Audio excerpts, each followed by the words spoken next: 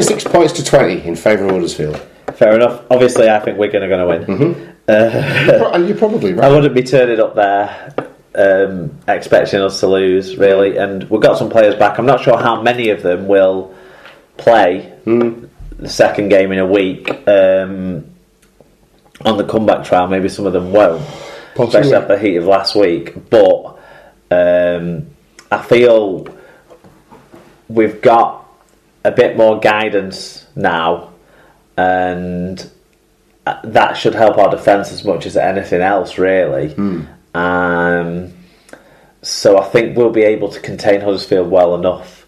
Huddersfield will have a few questions to overcome with injuries to people who've been either key in terms of Mamo or Lehman, who's played every game this season, and he's been the difference between the forward pack having individually strong games. Sinica Heathrow doing something really strong, or Ty doing something really strong, or Repair doing something really strong, and tying that together with making something off the back of it with his sort of speed out of dummy half.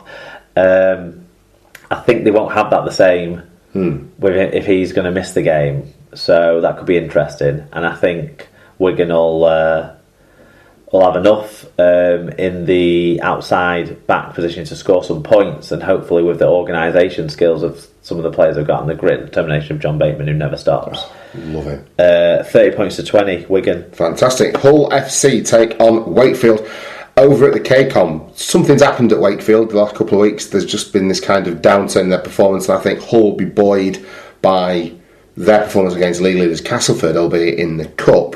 And like we talked about, Jake Connor being in good form for them, and them having plenty of options out wide. I just think that this might be a bit of a points party for Hull. I'm going to go 30 points to 10 in favour of FC.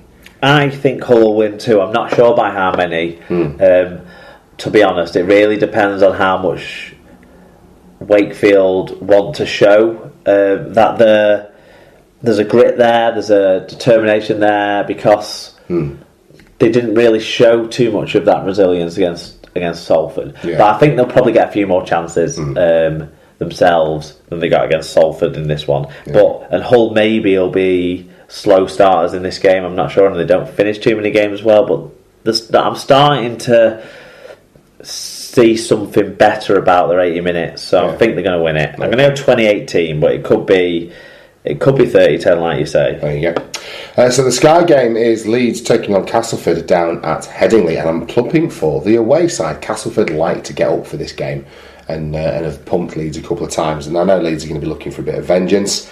But I fancy Classy Cast to get back on the horse now that they've only got the league to focus on.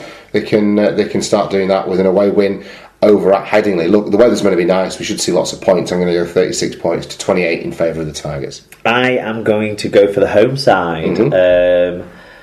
I think it's obviously Cass could score 36 points. They've done it so many times this year.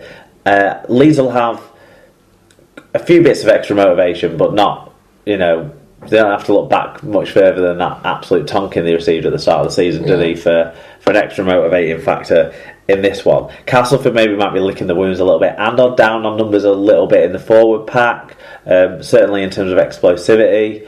They have lost a little bit of that with some of the injuries they've had. I'm not convinced Lon Patrick, who came back in, is... It's not the answer to the question, who should we replace Junior Moores with, is he? Yeah, I'm not sure he's necessarily ready for action. Game fit, he hasn't had much time, so hot conditions aren't the ideal time to be coming back in either for a front rower like that, or a middle unit player, let's say. And Leeds are really good around the middle of the field, and that's where Castleford may be a little bit weakened. So from that, I think that's maybe where it might be won, with Cuthbertson and Parcell, who've been the best two players for Leeds anyway. Maguire and Moon are creating things now, which, right at the start of the season they weren't doing, and last season the halfbacks were creating nothing for Leeds Rhinos. So I'm going to go 28-20 in favour of the home side. Fantastic. St Helens take on Salford down at the totally wicked stadium, Mark, and I'm going for another away win. Salford 30 points to 18.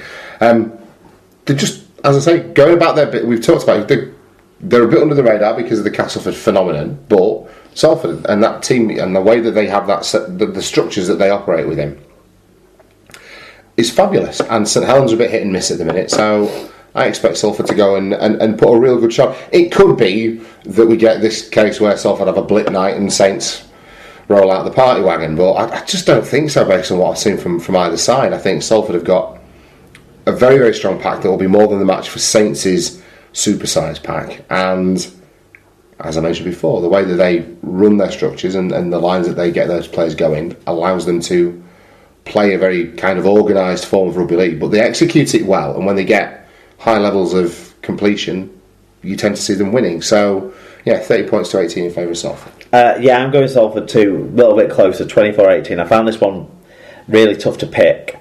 I mean, all these Friday night games have been tough to pick, but this one's probably the hardest for me to pick, the winner of, because it comes down to that fact of which team is going to make the fewest errors. Yeah. Because I think they're very evenly matched in what they intend to do, the Saints under Holbrook and what Salford have been doing all year. So, I probably think Saints have got a few more individuals who might open this game up. Percival, Lomax, Walmsley spring to mind. But I think Salford have got the better working half combinations to help lay a platform for success. And over the course of even the last month, the season as a whole, Salford have had more games of low errors than St Helens have had. So I'm going to go with that. That's the reason why the one try victory for Salford, because it's whoever makes the fewest errors wins this game for me. Okay. Final game of the weekend then, Saturday afternoon down at the IOL Jones. Warrington welcome Steve McNamara's Catalan Dragons to Cheshire. I think Warrington are going to get a result here. Look, we talked about where they went wrong against you lot, but they did put 26 points on you, so they can score. The thing that Warrington need to do is come up against a team that's probably more down in the dumps than them and give them a bit of a beating, which is exactly what could happen this weekend. I don't think there will be a significant uptick in Catalan performances based on Steve McNamara's arrival. I think it's fairly uninspiring from the player's point of view. Although I don't know the man and I don't know the inner workings of the club, but I think a flight over, playing away from home, they've been garbage away from home this year. This is Warrington's opportunity to pick up a couple of points, a couple of vital points for Warrington. So 24 points to 16 for me in favour of the Wire. I think it'll be even bigger for Warrington. Do you reckon? 38-12, I'm saying. Right. They're coming up against a completely different opposition to what they came up against last week. Yeah.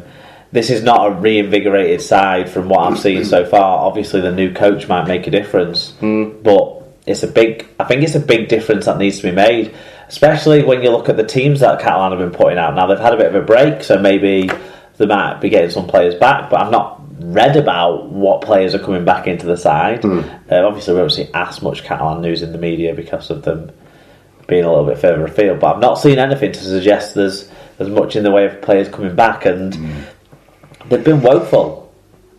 Yeah. So, ever since the Wednesday before Easter, they've been woeful, pretty much. So I'm going to go with Warrington 38, Catalan 12. Big win. Okay, so you've heard our predictions and our thoughts. Give us your feedback on that. And don't forget to make your Super Rugby predictions and changes to your Dream Team lineups. And you can follow all this weekend's action as it happens by following our friends SL Clubs on Twitter. Championship game of the week, Mark. What have you picked out for us? Well, based on league standings, I've gone with London Featherstone now. Featherstone might be up against it quite a bit, given that it'll be their second game of the week. We're playing on Wednesday night and then on Sunday afternoon.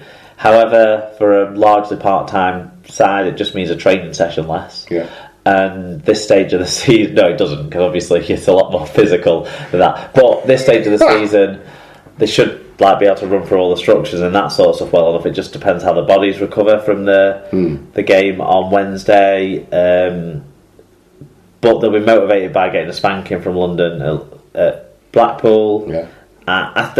I think London will win, but it's probably going to be second versus third going into the weekend, so you can't not pick it as game of the week. No, of course not. They're two good sides. League One game of the week, what have you got for us? Keighley and York both battling positions down the lower end of the sort of playoff chase in a way, but both sides that have had some good wins recently, so it'll be interesting to see what goes on there. Yeah, we've got a soft spot for York. I always like to see York doing well. And it's State of Origin this week, Mark. Can New South Wales clinch a famous series victory, or will Queensland exact revenge for their humping on home soil? What say you? I like New South Wales. I think they look a good side. I saw nothing that leads me to believe that they won't win at home based on their performance away from home. There's been a lot of talk about dewy conditions that'll need to be managed. Queensland have made a lot of changes to the side, right? Yeah, they've redrafted a few more experienced guys, haven't they? A bit of both, like a few debutants, but also some experience coming in. Thing is, Slater and Thurston should make a lot of difference. Slater's been playing really well this season. Yeah. Kind of. It's strange that it's not been more of a redemption story. I don't understand why it's not been. Or like a resurrection story. They love that narrative in Australia as well, don't they? And it seems like because he maybe was on the outside looking in of the Origin selection and that sort of thing, because Bennett wanted to go with the people who from last year game, not Bennett, Meninga. Walters. All right, Walters, of course. Wanted to go with the guys who saw him through last year's games. I just think he's going to make a big difference to that side. There's a question mark over Boyd in the centres for me, but if he's not doing so well, they can flip him with the young man outside him, Gagai. That's an option. New South Wales should come into this full of confidence, like you say, and you'd expect them to pick up where they left off in many ways. But Queensland were well in that game in the first half. Yeah. And they just missed a bit of class and execution. And now they've got that back. Thurston and Slater give you class and execution, I feel. In spades. So do you reckon Queensland then? I'm going Queensland to bounce back, yeah. Wow, I think having Gavin Cooper in the side alongside Thurston as well, I think he's an excellent player. Yeah. I think the fact that he's only got one Origin cap is not a reflection of his ability. It's a reflection of having people like the Brisbane back row was basically ahead of him for all those years. Yeah. But I think that combination goes well. There you go. What about you? What do you think? I've already said I think New South Wales. I'm backing the Blues. There you go. I didn't know if that was just you like showing support, but not actually giving an expectation. No, I think like you said. Look, it's transitional for Queensland at the moment, isn't it? And I know that there's always guys ready to come in. That's the nature of Aussie Rugby League. But I think the time is right now for a New South Wales series victory. And your boy Val Holmes making his debut for Queensland. For Queensland, yeah. But as long as he comes out fit. As long as he doesn't hurt himself, right. I'll be happy with that. We'll take that. So I'll go for a New South Wales win. But I think we run the risk of falling a bit flat after the high of the first game. Well, but it's in Sydney. It's going to be jam packed at ANZ. Yeah. So with a lot of blue fluff curly wigs on people's heads, I would suspect. Yes, possibly so. But there are NRL games this weekend as well, Mark, aren't there? Yeah, of course. Lots of a few players might be doubling up, but we're more focused on the Brit picks. So Warriors versus Bulldogs on Friday at 9 a.m. You'll see Jammer in that one. West Tigers versus the Gold Coast Titans on Friday at 10:50 a.m. Joe Greenwood should get a go for the Titans. He could do with picking up his form, a couple of off games that I've seen recently. Raiders versus Broncos on Saturday 8:30 a.m. The Raiders might be able to take advantage of potentially down on numbers Broncos. Depends how many. I suppose they've not had as many Origin call-ups, have they? No. With people like Milford and stuff getting away with it this time. Dragons versus Knights on Sunday at 5 a.m. We'll be able to see Gareth Widdop in that one, see if he can bounce back from a poor game last week. And Joe Wardle might be in the Knights side, but maybe not, because he's looking at a return to Super League. So it seems. Castleford, the most likely destination at the moment. Do you think he'll come back this season, or do you think it'll be at the end of the year? No, I think it will be a season signing for next season. Yeah, there you go. Yeah. Right, well, there you go. That's the world of Rugby League well and truly covered. All that remains is for us to get trivial and wrap up the show.